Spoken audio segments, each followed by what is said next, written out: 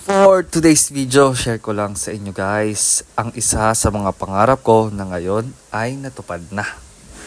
Pumunta kami sa asyenda dito sa Silang, Cavite para mamasyal. At habang nag-iikot-ikot at naglalakad-lakad, nakakita kami ng mga signages sa labas ng shop nitong Casio. Sale sila ngayon guys. Kwento ko lang sa inyo. Nung college days ko, meron akong G-Shock. Bigay lang sa akin. Second hand. Pero, sobrang thankful ko kasi tumagal sa akin yun ng almost 5 years.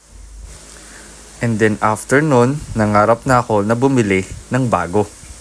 Kaya nga, pagpasok namin dito sa shop ng Casio, nagtingin-tingin agad kami. At sobrang blessed ko kasi kasama sa mga may discount yung gusto kong relo. Hindi ko rin inaasahan na makakabili kami on the same day.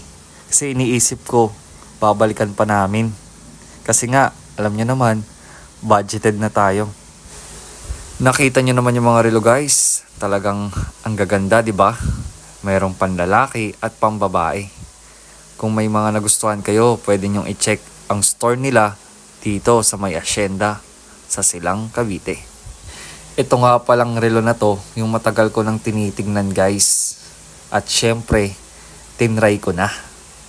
Nahihiya-hiya pa, akala mo lang talaga. To make the long story short, nabili na namin. Ang dati ay pangarap ko lang. Sa loob ng 3 years na nagtitingin-tingin ako, nagka-canvas. Ngayon, suot na.